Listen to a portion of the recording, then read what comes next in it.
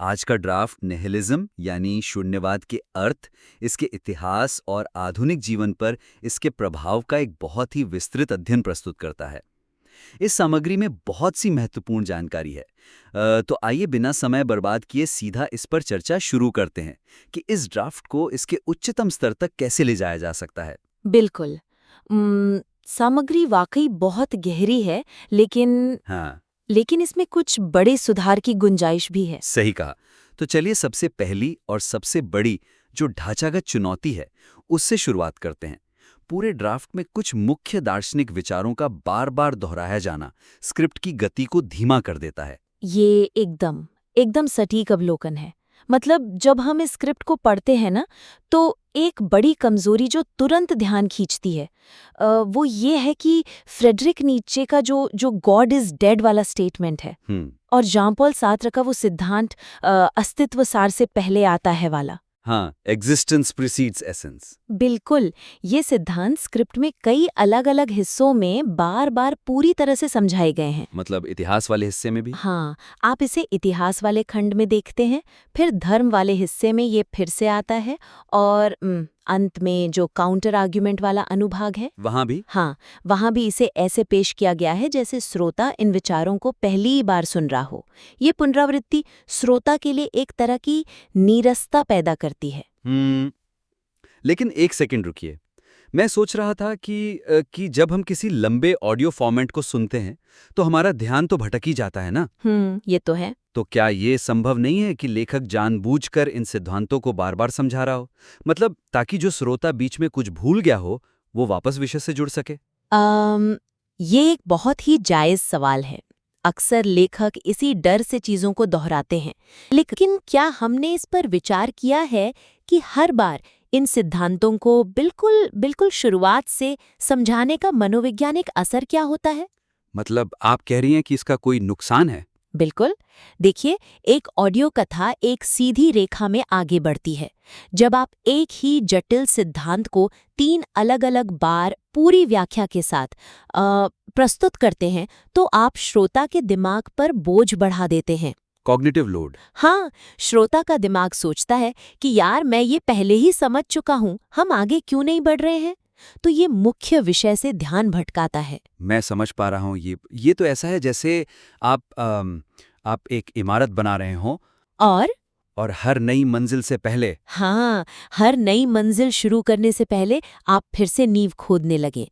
मतलब आप साबित करना चाहते हैं कि नींव मजबूत है, लेकिन ऐसा करने से इमारत कभी ऊपर उठ ही नहीं पाती। सही उदाहरण दिया आपने। और इसीलिए मेरा सुझाव ये है कि यहाँ बिल्डिंग ब्लॉक दृष्टिकोण का उपयोग किया जाए। Building block. हाँ, मतलब इन मुख्य दार्शनिक विचारों को स्क्रिप्ट में केवल एक बार पूरी गहराई के साथ पेश करें, और उसके बाद के जो अनुभाग हैं उनमें उन्हें फिर से परिभाषित करने के बजाय केवल उनका संदर्भ दें। नई जानकारी को पुरानी जानकारी की नींव पर खड़ा होना चाहिए। बिल्कुल। हमें उसी नींव को बार बार खोदने से बचना है। तो चलिए देखते हैं कि ये व्यावहारिक रूप से कैसे काम करेगा। मतलब मान लीजिए लेखक सार्त्र के उसी अस्तित्व सार से पहले आता है वाले सिद्धांत पर काम कर रहा है, वो इसे बिना दोहराए कैसे आगे बढ़ा सकता है? कोई उदाहरण? हाँ, देखिए, सार्त्र के सिद्धांत को जो अस्तित्ववादी निहिलिज्म वाला हिस्सा है, उसमें पूरी तरह से स्पष्ट करें। ठीक है, वहां पूरा समझा दिया। हाँ, अब बाद में जब धर्म या आलोचनाओं वाले हिस्से में इसका जिक्र है, तो पूरा सिद्धांत फिर से समझाने के बजाय बस इतना कहें, जैसा कि हमने सार्त्र के अस्तित्व पहले सार बाद में वाले विचार में देखा था, यहाँ भी इंसान उसी खालीपन का सामना कर रहा है। ओह अच्छा, बस एक लाइन में। हाँ, बस संदर्भ दे दिया। इससे स्क्रिप्ट तेजी से आगे बढ़ेगी और श्रोता को भी लगेगा कि उसकी याददाश्त का सम्मान हो रहा है। ये बहुत ही प्रभावी है। इससे आप बिना समय बर्बाद किए पिछले खंड की ऊर्जा वापस ले आते हैं। बिल्कुल। अब चलिए सामग्री की अगली बड़ी समस्या पर आते हैं। डिजिटल और पॉलिटिकल निहिलिज्म का आधुनिक संदर्भ श्रोताओं के लिए सबसे अधिक प्रासंगिक है, लेकिन इसे स्क्रिप्ट के बिल्कुल अंत में दबा दिया गया है। ये इस ड्राफ्ट की मुझे लगता है सबसे बड़ी चूकों में से एक है। मतलब श्रोता आज के आधुनिक और डिजिटल युग में जी रहा है ना। हाँ हम सब फोन से चिपके रहते हैं। सही कहा।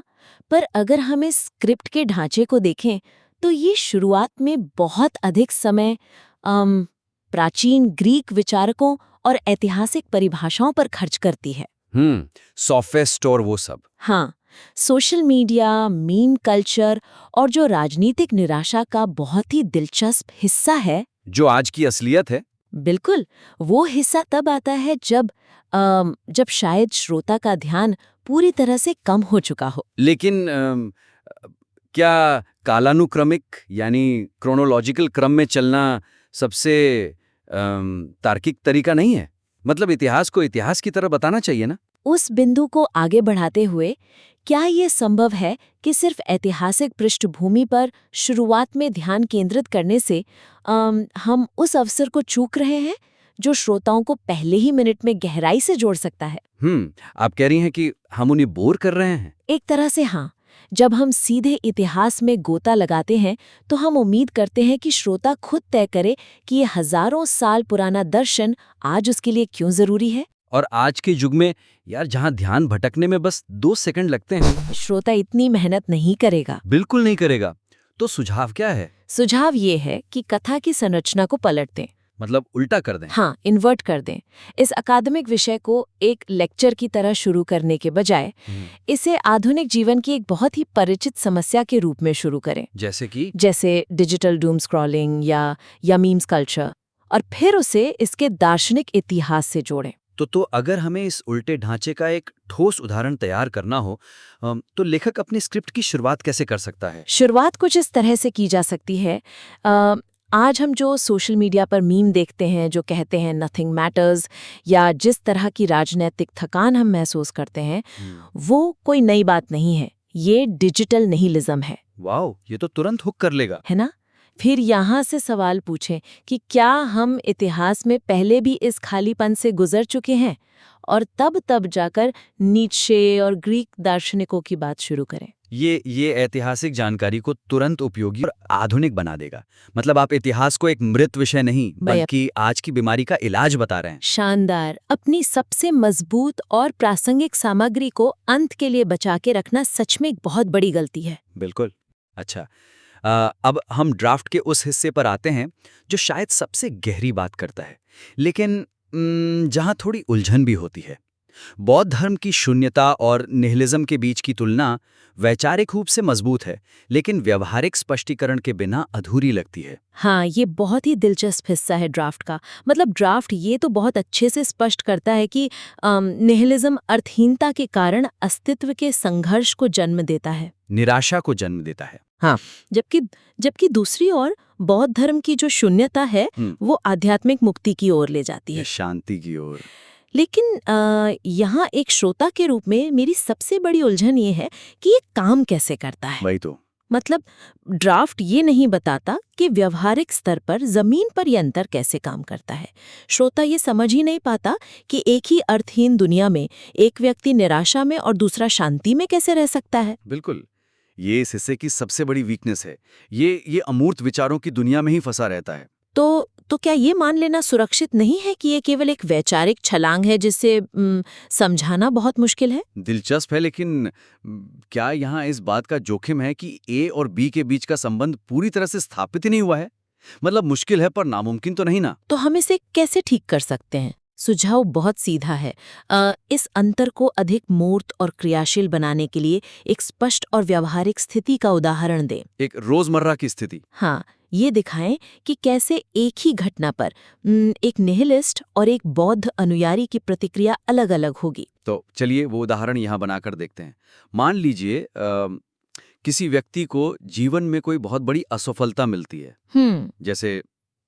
जैसे किसी ने अपने जिंदगी के 10 साल किसी नौकरी में लगाए और अचानक वो नौकरी चली गई। ठीक है, अब इस घटना को एक शुद्ध निहिलिस्ट की नज़र से देखते हैं। वो क्या सोचेगा? वो शायद सोचेगा कि इस दुनिया में किसी चीज का कोई अर्थ नहीं है, मेरा ये 10 साल का प्रयास भी बेकार था। बिल्कुल, और ये सोच उसे कहाँ ले जाएगी? घोर निराशा की ओर। वो डिप्रेशन में चला जाएगा। लेकिन इसके विपरीत शून्यता को समझने वाला व्यक्ति उसी असफलता पर कैसे रिएक्ट करेगा? वो क्या सोचेगा? कोई निश्चित सार नहीं है। इसलिए मुझे इस विफलता से खुद को बांधने की कोई आवश्यकता नहीं है। ओह, मतलब वो इस पहचान से मुक्त हो जाएगा। हाँ, ये अर्थहीनता उसके लिए एक बोझ नहीं बल्कि मुक्ति का रास्ता बन जाएगी। वो शांति महसूस करेगा। वाह! जब आप इस तरह का एक छोटा सा रोजमर्रा का उदाहरण इस्तेमाल करते हैं, तो वो भारी भरकम सिद्धांत एकदम से श्रोताओं के जीवन में लागू करने योग्य बन जाता है। बिल्कुल। इससे श्रोता दोनों दर्शनों का व्यवहारिक अंतर तुरंत समझ जाएगा।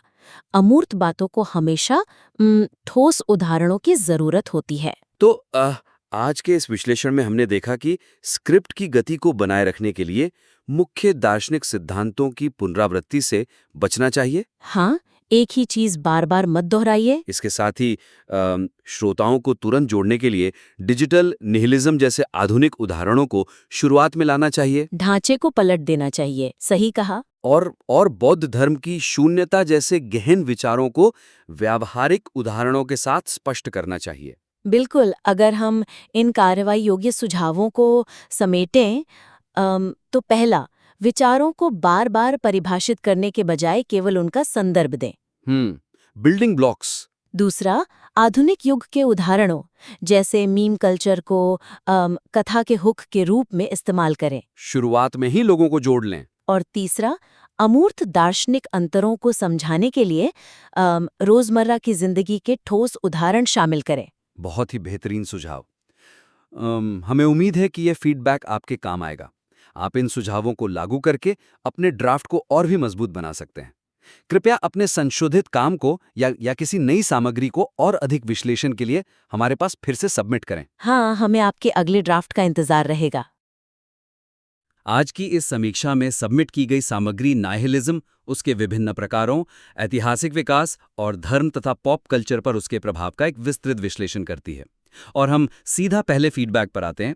एब्सर्डिज्म और एग्जिस्टेंशियल नाइहिलिज्म के बीच का वैचारिक अंतर इस स्क्रिप्ट में मौजूद तो है, लेकिन ये पूरी तरह से अपनी धार नहीं पकड़ पाता। बिल्कुल।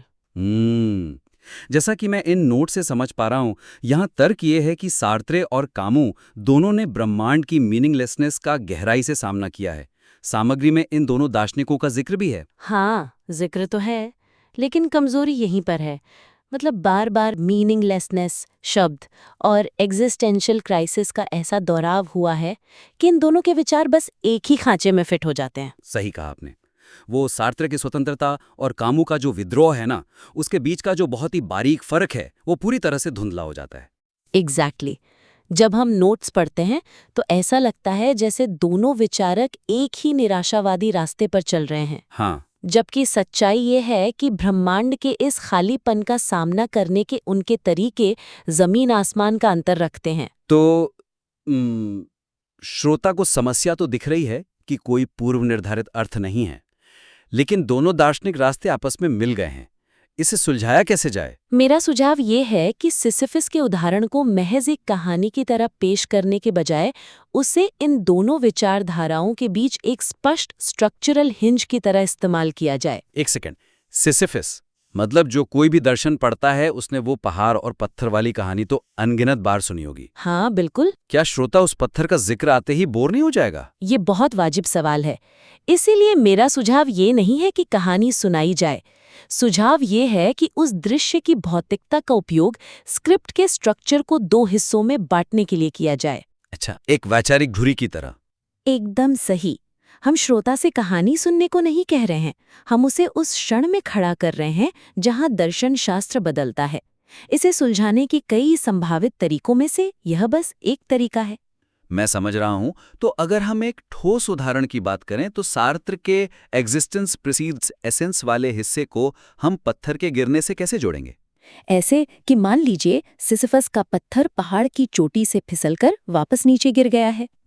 वो जो पल है जब पत्थर नीचे जा रहा है और सिसिफस उसे बस देख रहा है, वह अंतहीन निराशा एग्जिस्टेंशियल नाइहिलिज्म है।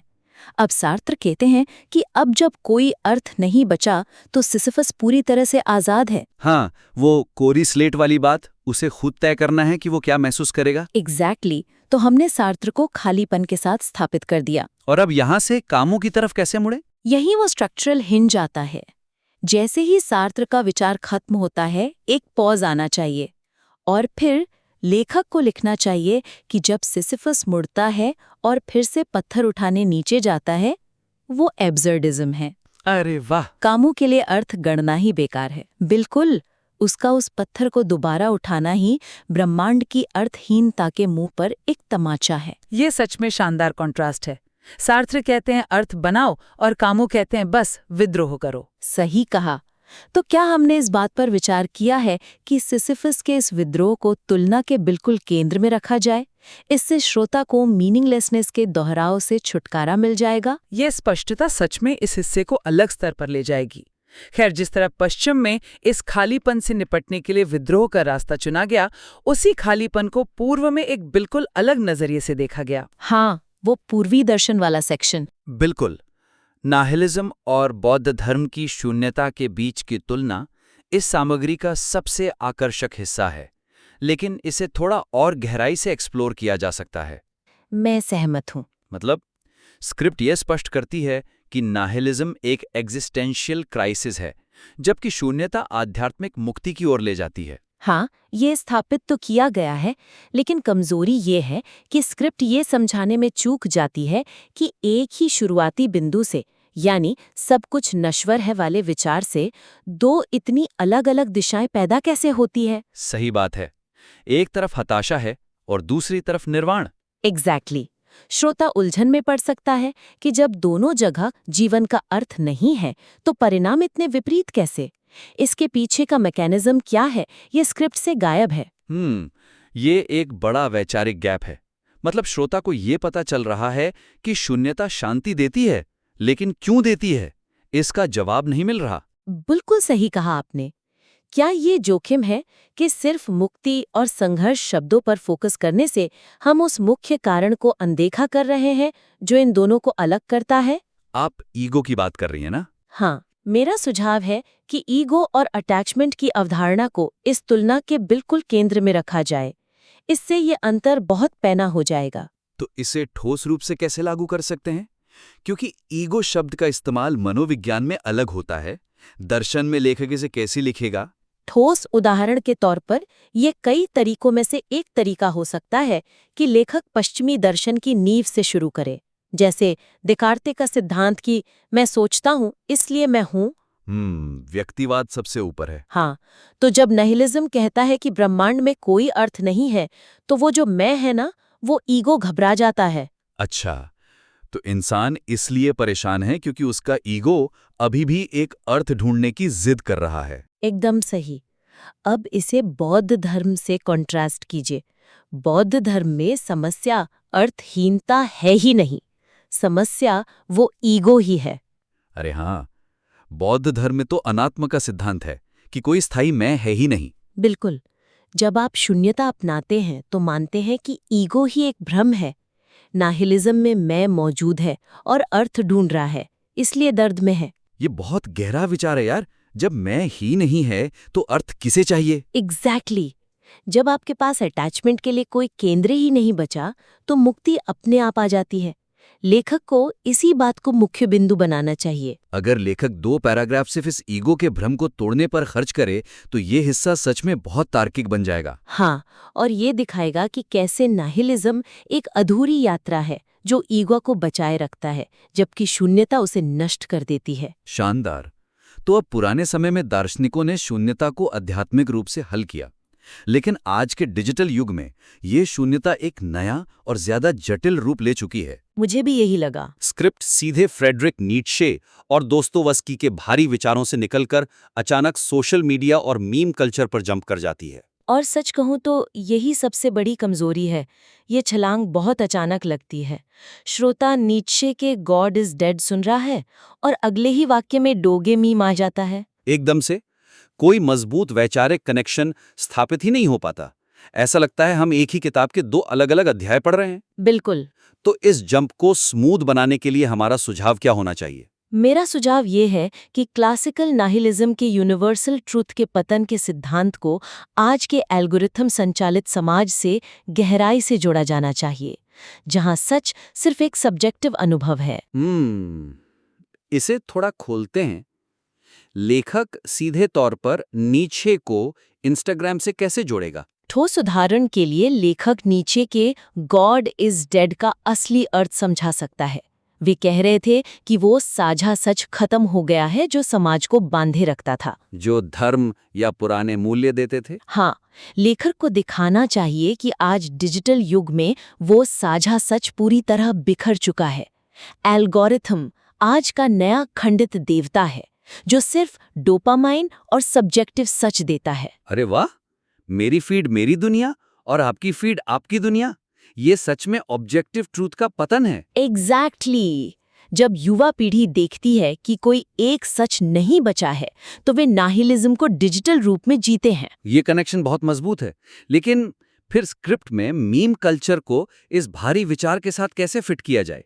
मीम्स तो बस मजाक होते हैं। उस बिंदु को आगे बढ़ाते हुए क्या होगा यदि हम मीम कल्चर को सिर्फ एक मजाक के बजाय डिजिटल दुनिया के विल टू पावर के नजरिए से देखें? एक second, will to power memes के रूप में ये कैसे काम करेगा?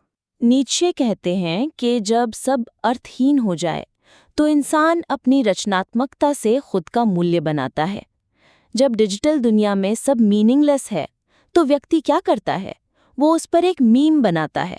मैं समझ रहा हूं, वे अपनी हंसी और एपैथी के जरिए अपना खुद का अर्थ ढूंढ रहे हैं। बिल्कुल, वे मीम्स बनाकर उस खालीपन पर नियंत्रण कर रहे हैं। यह सिर्फ कॉमेडी नहीं है, डार्क इंटरनेट युग में जीवित रहने का तरीका है। मतलब वे मीम्स के जरिए वैसे ही विद्रोह कर रहे हैं जैसे कामू का सिसिफिस पत्थर उठाते हुए कर रहा था। एकदम सही।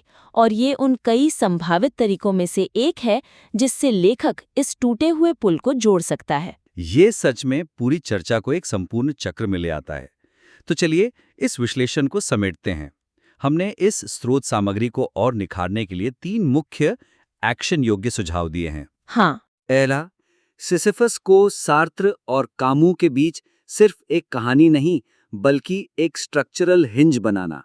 पत्थर गिरना स्वतंत्रता है और उसे दोबारा उठाना विद्रोह। दूसरा, बौद्ध धर्म और नाहिलिज्म की तुलना में ईगो को केंद्र में रखना। ये स्पष्ट करना कि ईगो का ना होना ही शून्यता की शांति का असली कारण है। और तीसरा, नीत्शे के गॉड इज डेड को आधुनिक डिजिटल सच्चाई के पतन से जोड़ना और मीम कल्चर को आज के युग के विल टू पावर के रूप में पेश करना। बिल्कुल, हम लेखक को आमंत्रित करते हैं कि वे इन सुझावों के आधार पर अपने काम को और बेहतर बनाएं और भविष्य में और अधिक फीडबैक के लिए उसे दोबारा सबमिट करें। इस गहरी चर्चा को यही विराम देते हैं। हम प्रभाव और अपडेटेड ड्राफ्ट का इंतजार रहेगा। 6 मनोवैज्ञानिक हथियारों पर आधारित एक बेहद विस्तृत और शोधपूर्ण सामग्री का विश्लेषण कर रहे हैं। और इसका बेस काफी मजबूत है। बिल्कुल। तो बिना किसी देरी के हम सीधे अपने पहले फीडबैक पर आते हैं जो इसके स्ट्रक्चर और फ्लो से जुड़ा है। प्रस्तुत सामग्री में विचारों का प्रवाह एक सूची की तरह लगता है जिसे मनोवैज्ञानिक ट्रिगर्स की एक सुगठित कथा में आसानी से बदला जा सकता है। मुझे लगता है कि जब हम किसी भी विषय पर 6 अलग-अलग सिद्धांतों की बात करते हैं ना, तो वो अपने आप में एक बुलेट पॉइंट वाला ढांचा ले ही लेता है। क्या ये स्वाभाविक नहीं है? ये स्वाभाविक लग सकता है, लेकिन यही इस कंटेंट की सबसे बड़ी कमजोरी छिपी है। वर्तमान ड्राफ्ट में एक सिद्धांत से दूसरे सिद्धांत के बीच का बदलाव, मतलब जैसे चैप्टर 1 से चैप्टर 2 में जाना, बहुत अचानक और झटकेदार होता है। हाँ, एकदम कट टू कट लगता है। एकदम सही। सामग्री ये स्थापित करने में फेल हो जाती है कि ये अलग अलग मनोवैज्ञानिक सिद्धांत इंसानी व्यवहार के एक बड़े ताने बाने का हिस्सा कैसे हैं। तो श्रोता को कनेक्शन फील नहीं होता। बिल्कुल नहीं होता। जब एक श्रोता रेसिप्रोकेशन यानी लेन देन के चक्कर के बारे में सुन रहा होता है तो अगले ही पल उसे बिना किसी चेतावनी के कमिटमेंट की अवधारणा में धकेल दिया जाता है। ये एक गहरी विश्लेषणात्मक यात्रा के बजाय सिर्फ 6 अलग अलग डिब्बों को एक एक करके खोलने जैसा लगता है। तो इसे ठीक करने का व्यावहारिक तरीका क्या है? हम नहीं चाहते कि लेखक पूरी सामग्री को फिर से लिखें, है ना? हाँ, पूरा ड्राफ्ट बदलने की जरूरत नहीं है। सुधार के लिए मेरा सुझाव ये है कि इन 6 हथियारों को आपस में जोड़ने के लिए आंतरिक और बाहरी दबावों का एक वैचारिक पुल बनाएं। एक वैचारिक पुल, मतलब एक सीमैटिक ब्रिज। हाँ, एक नियम से दूसरे नियम पर जाने के लिए उनके मनोवैज्ञानिक रिश्तों का उपयोग करें। आपको बस चैप्टर्स के बीच कुछ ऐसे ट्रांजिशनल पैराग्राफ्स जोड़ने हैं जो श्रोता के दिमाग को अगले विचार के लिए तैयार करें। ये थ्योरी में तो बहुत अच्छा लग रहा है, लेकिन क्या आप इसका एक ठोस उदाहरण दे सकती हैं? मान लीजिए मैं रेसिप्रोकेशन का चैप्टर खत्म कर रहा हूं और कमिटमेंट शुरू करने वाला हूं। मैं ये पुल कैसे बनाऊंगा? बहुत आसानी से रेसिप्रोकेशन को समझाने के बाद सीधे अगले अध्याय की घोषणा करने के बजाय आप कह सकते हैं कि अब तक हमने देखा कि कैसे बाहरी सामाजिक कर्ज हमें मजबूर करता है। अच्छा, तो ये बाहरी दबाव हो गया। बिल्कुल। और फिर आप आगे कहें कि लेकिन बाहरी दबाव के अलावा हमारा अपना दिमाग भी हमें फंसाता है। तो आइए देखें कि कमिटमेंट का आंतरिक जाल कैसे काम करता है। अरे वाह, ये दिलचस्प है। इस तरह का एक साधारण वाक्य श्रोता को एक स्पष्ट संकेत देता है कि हम बाहरी दुनिया से उनके आंतरिक मनोविज्ञान की ओर मुड़ रहे हैं। हाँ, ये एक झटकेदार कट के बजाय एक स्मूथ कैमरा पैन की तरह महसूस होता है। ये आंतरिक और बाहरी दबाव का पुल तो बहुत बढ़िया है, लेकिन जब मैंने सामग्री में आगे के हिस्से पढ़े ना, तो मुझे एक अलग ही तरह का डिस्कनेक्ट महसूस हुआ। अच्छा, वो क्या था? मेरा मतलब है, सामग्री में दिए गए अधिकांश उदाहरण बहुत ही क्लासिक हैं, जिन्हें आधुनिक डिजिटल दुनिया के संदर्भों के साथ अपडेट करने की सख्त आवश्यकता है। हाँ, मैं आपकी बात से पूरी तरह से सहमत हूँ। ये इस सामग्री की एक और बड़ी कमजोरी है ना? जब मैंने हरे कृष्णा समुदाय द्वारा फूल देकर चंदा मांगने का जिक्र पढ़ा या एनसाइक्लोपीडिया बेचने वालों के तरीके देखे, तो लगा जैसे मैं 80 के दशक की कोई मार्केटिंग किताब पढ़ रहा हूँ। सही कहा आपने। कमजोरी ये है कि सामग्री पूरी तरह से पुराने और फिजिकल दुनिया के उदाहरणों पर निर्भर है।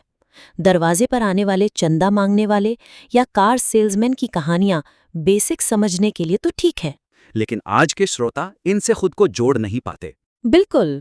वे आज इन हथियारों का सामना एल्गोरिदम और डार्क पैटर्न्स के रूप में अपनी स्क्रीन पर कर रहे हैं।